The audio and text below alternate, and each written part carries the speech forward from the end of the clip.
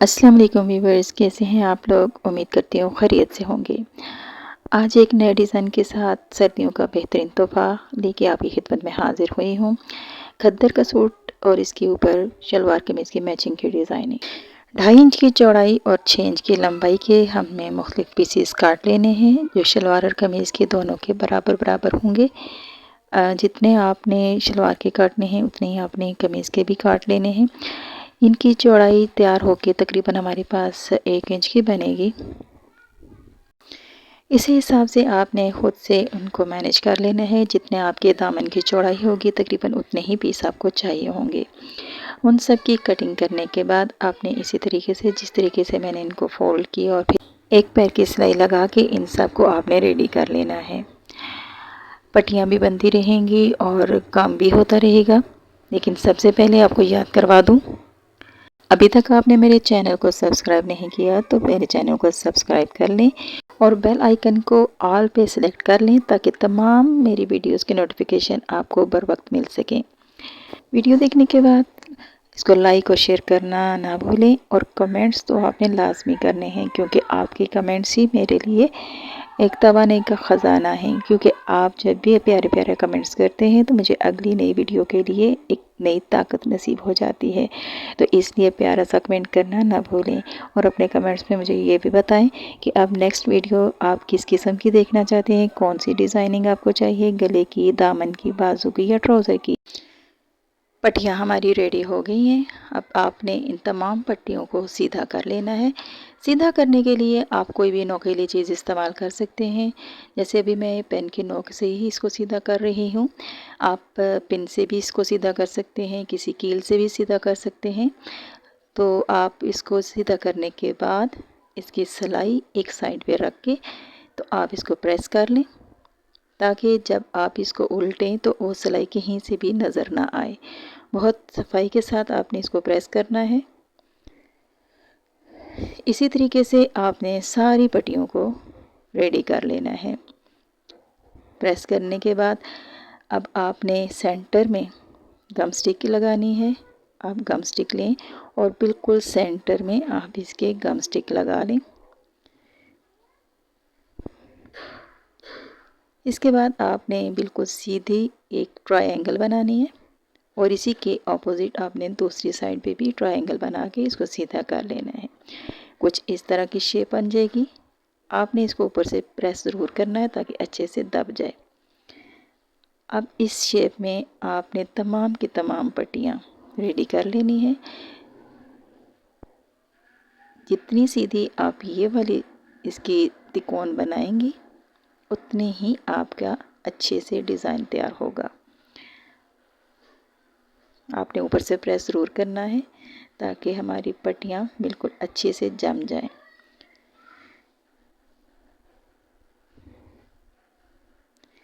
ये शेप होगी। आप इन सब को इस तरीके से रेडी करें। डिज़ाइन का हमने जो तैयार करना है वो 3 इंच की चौड़ाई हमने तैयार करनी है। तो मैंने 3 इंच में 1 इंच जमा करके 4 इंच का पीस ले लिया है कागज़ का। अब आधा आधा इंच दोनों साइडों पे सिलाई का हक छोड़ के 1-1 इंच के 3 बराबर हिस्सों में मैंने इसको डिवाइड कर लिया। एक दफ़ा फिर सुन लें कि 3 इंच हमने डिज़ाइन तैयार करना है, उसके 3 बराबर खाने बना लिए और आधा आधा इंच सिलाई का हक हमने साइड पे रख लिया। ये दरमियान वाला डिज़ाइन, इसमें जो हमने ये लाइन ली है इसके ऊपर बिल्कुल बराबर रखना है और ये सिलाई का जो हमने हक रखा था उस पे इसको सिलाई लगाते जाना है। याद रहे कि ये दरमियान में आपकी जितनी अच्छी लाइन के साथ साथ आपकी ये पट्टियाँ जुड़ेंगी यहाँ से, उतना ही अच्छा आपका डिज़ाइन होगा। मैंने इसीलिए बहुत क्लोज करके आपको दिखाया है कि इस तरीके से आपने इनको आपस में जोड़ना है। बहुत आराम आराम से आपने ये काम करना है ताकि आपकी पट्टियाँ बहुत अच्छे तरीके से बराबर होके बैठ जाएं। ये सिलाई को सिलाई के साथ और डिज़ाइन को डिज़ाइन के साथ मिलाते हुए एक कमीज़ की पट्टी और एक शलवार की आपने इसी तरतीब से इन सब को आप इसमें जोड़ते जाना है।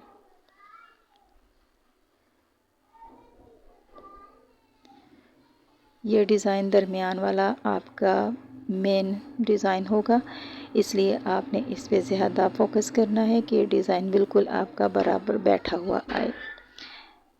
ये आप देखते जाएं। इसी तरतीब से आपने दामन को, जितनी आपके दामन की चौड़ाई है उसी तरतीब से आपने इसकी सारी पट्टियाँ रेडी करनी है।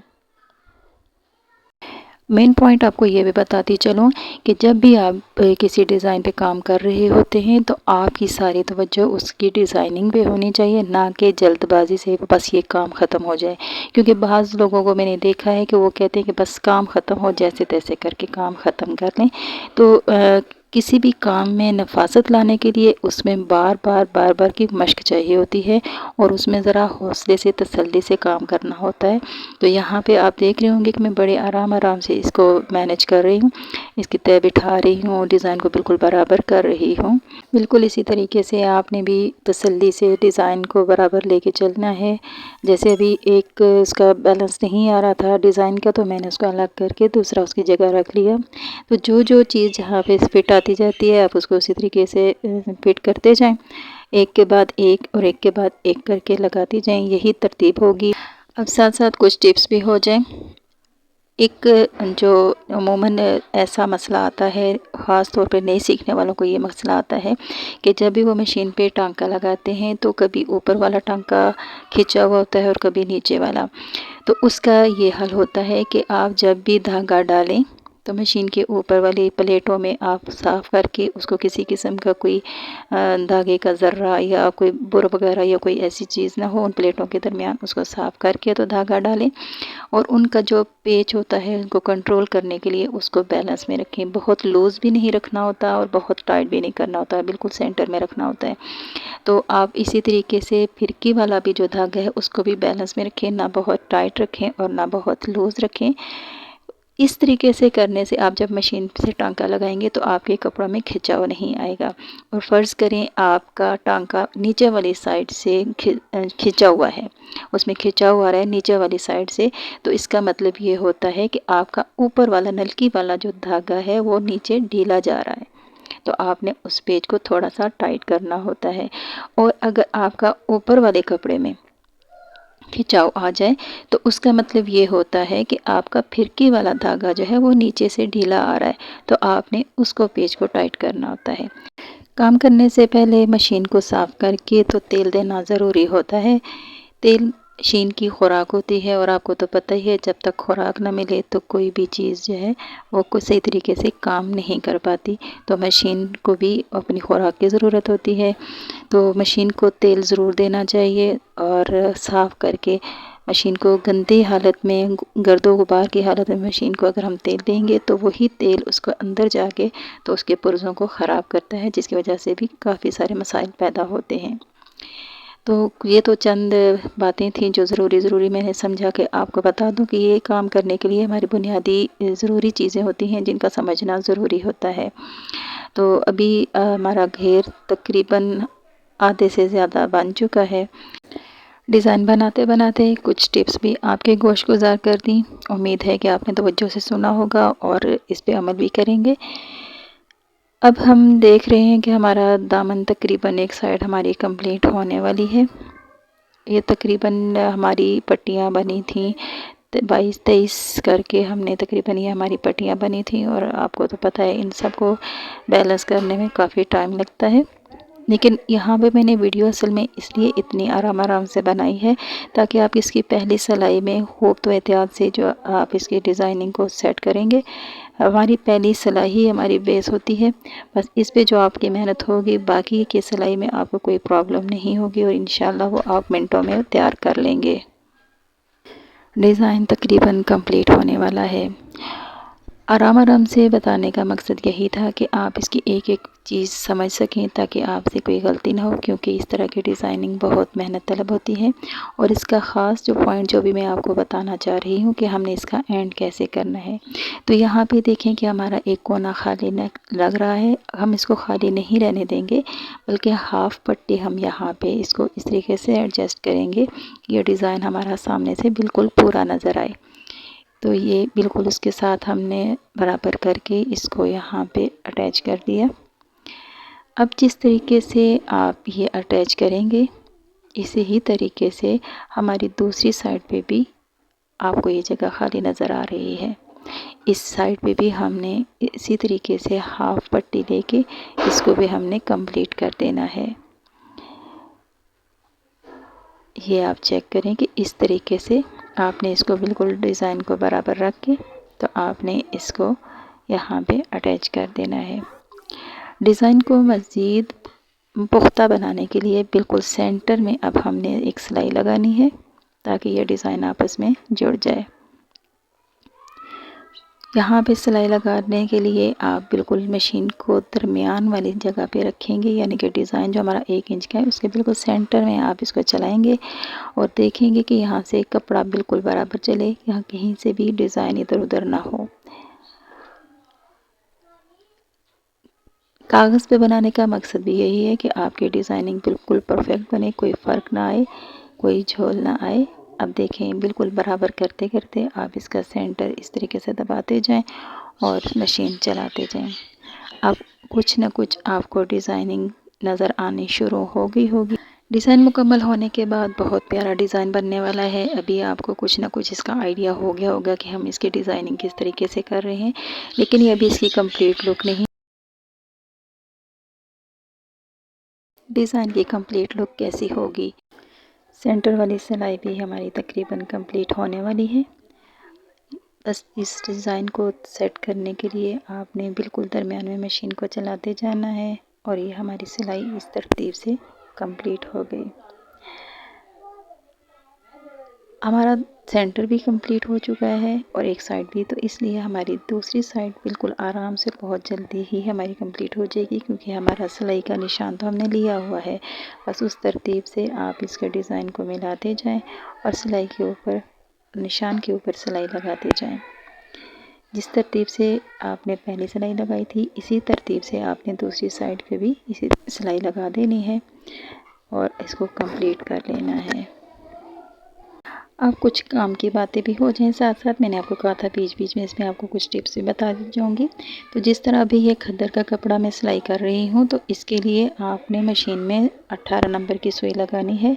जब भी हम कोई कपड़ा जो मोटाई में थोड़ा ज़्यादा होता है वो सिलाई करते हैं तो मशीन टांका छोड़ने लगती है, तो उसके लिए हम 18 नंबर की सुई लगाते हैं। लीजिए हमारा ये डिज़ाइन भी कंप्लीट हो गया। अब आपने इस कागज़ की जो साइडों से हमारा फालतू कपड़ा होता है, जो हमारी सिलाई से बाहर जा रहा होता है, वो हमने इसकी काट छांट करके इसको बराबर कर लेना है, ताकि हमारी सिलाई में किसी किस्म का कोई ऊपर नीचे ना हो जाए, बिल्कुल बराबर एक जैसी नफीस किस्म की सिलाई लग जाए। क्योंकि हम अगर इस फालतू कपड़े को रखेंगे तो हमारी किसी काम का तो नहीं होगा, लेकिन हमारी सिलाई में भद्दापन आ जाता है। तो इसके लिए हम इसको ज़रा अच्छे से इसकी सफाई कर लेते हैं। जो हमने कागज़ रखा था वो बिल्कुल नाप के मुताबिक रखा था, इसलिए अब जो ऊपर नीचे थोड़ा बहुत कपड़ा आ रहा है ये आप देख रहे हैं, तो हम इसको बिल्कुल बराबर कर देंगे। जब हम इसके घेर में इसकी सिलाई लगाएंगे तो हमारी सिलाई बिल्कुल बराबर आएगी। डिज़ाइन हमारा रेडी हो गया है। अब हमने इसको शर्ट के साथ जोड़ना है। तो शर्ट का हमने नीचे बॉर्डर भी इसके साथ लगाना है, तो इसलिए पहले हम गले वाली साइड का जो बड़ा पीस होता है, जो कमीज़ का ऊपर वाला हिस्सा होता है, वो हमने इसके साथ अटैच करना है। तो आप फिर कमीज़ वाले पीस के साथ इस डिज़ाइन को उल्टा रखेंगे और जो सिलाई का निशान हमने लिया था उसी के ऊपर हमने सिलाई लगानी है। उससे कमी बेशी से नहीं लगाएंगे, क्योंकि जो हमारी सिलाई का निशान लगा हुआ है, अगर हम उससे कम या ज़्यादा करेंगे तो हमारी सिलाई जो हमने नीचे लगाई होगी वो सामने नज़र आ जाएगी। तो हमने उस सिलाई के ऊपर ही सिलाई लगानी है, ताकि सामने से हमारा बिल्कुल साफ़ सुथरा सा काम नज़र आए। इस तरह कागज़ के साथ हमारे लिए बहुत आसानी हो जाती है। हम अपनी ये सिलाइयाँ वगैरह बिल्कुल आराम से उसी तरीके से लगा सकते हैं जो हमने लगानी होती हैं।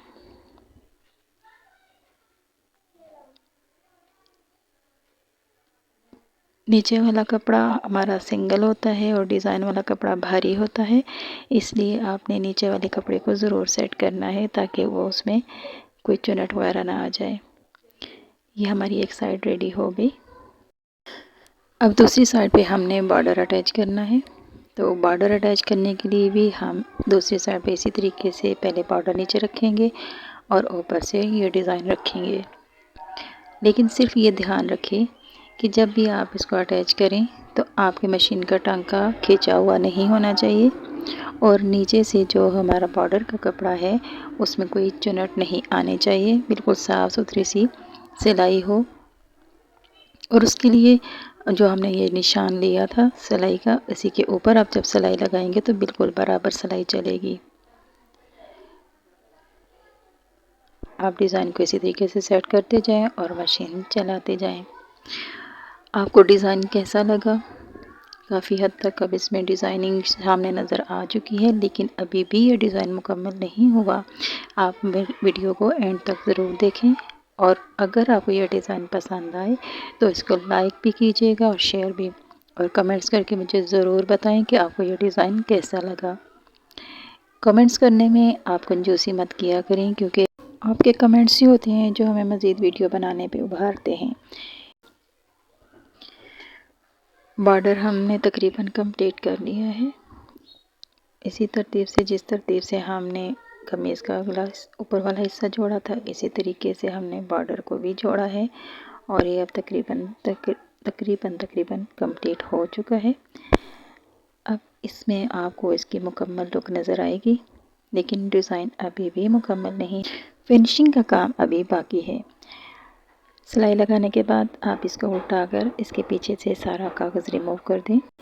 एक ख़ास बात जो आपको मैं बताना भूल गई थी कि कागज़ आपने हमेशा सिंगल लेना है। अगर आप कागज़ डबल इस्तेमाल करेंगे तो जब आप इसको रिमूव करेंगे तो आपकी मशीन के टांके ढीले पड़ जाएंगे, जहाँ से आपकी सिलाइयाँ फिर निकलना शुरू हो जाती हैं, ढीली हो जाती हैं।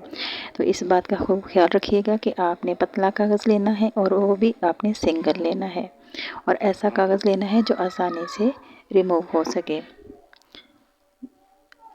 अब कागज़ हमने तकरीबन रिमूव कर लिया है।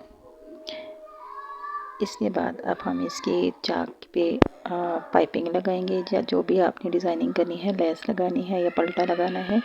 उसके बाद आप इसकी फिनिशिंग करने के बाद अब इसका फाइनल आपने इसका जो टच देना है वो बीड्स के साथ देना है। कागज़ रिमूव करने के बाद अब इसके ऊपर मैं इसके टॉप स्टिच लगाऊंगी, यानी कि आउटलाइन लगाऊंगी, जो हमारे डिज़ाइन को एक साइड पे बैठा देगा।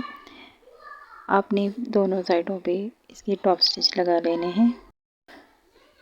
डिज़ाइन को मज़ीद खूबसूरत बनाने के लिए आप इस पॉइंट पे लेस वगैरह का भी इस्तेमाल कर सकते हैं, मगर मेरे कस्टमर को लेस वगैरह की ज़रूरत नहीं थी, इसलिए मैंने इसको सिंपल में ही रखा। लेकिन यह है कि लेस वगैरह का इस्तेमाल करने से इसमें मज़ीद खूबसूरती ज़्यादा हो सकती थी। कोई भी डिज़ाइन बनाते हुए हमें अपने कस्टमर की डिमांड को भी तो देखना होता है। कुछ कस्टमर्स ऐसे होते हैं कि वो डिमांड करते हैं कि हमारे जो लेसेस वाला डिज़ाइन बनाएं, और कुछ कस्टमर्स होते हैं कि नहीं, हमें लेसेस नहीं चाहिए। तो यह आपकी अपनी मर्ज़ी के मुताबिक होता है, जिस तरह की किसी की मर्ज़ी होती है तो वैसा ही काम किया जाता है। अब मेरे कस्टमर्स को यहाँ पे लेस नहीं चाहिए थी, लेकिन अगर आप यहाँ पे लेस लगाना चाहें तो इसमें बहुत ज़्यादा अच्छी लुक आ सकती है। और अगर आप इसमें लेस लगाएं तो यहाँ पे आपने बॉर्डर के मैचिंग में बिल्कुल ज़ीरो साइज़ की छोटी सी लेस लगानी है। इस वजह से आपकी यहाँ पे डिज़ाइनिंग बहुत अच्छी हो सकती है। यहाँ पे दूसरी साइड पे भी मैं टॉप स्टिच लगाने के बाद आपको इसकी फ़ाइनल लुक दिखाती हूँ कि हमने इसके बाद इसके चाक पे पाइपिंग करनी है। मैंने तो पाइपिंग की है, आप इस पे लेस वगैरह पल्टा वगैरह भी लगा सकते हैं। ये मैंने इस पे बीड्स का इस्तेमाल किया है। बीड्स मैंने 3 तरह के लिए हैं, एक बिल्कुल ज़ीरो साइज़, एक उससे थोड़े से बड़े बड़े ऊपर जो उससे भी बड़े। तो ये 3 स्टाइल के मैंने बीड्स का इस्तेमाल किया है। देखने में बहुत अच्छी लुक आ रही है इसकी। नीचे मैंने इसकी पाइपिंग की है। अब आप बताएं कि ये डिज़ाइन आपको कैसा लगा। आप भी ज़रूर ट्राई कीजिएगा और बताइएगा मुझे कि आपको कैसा लगा।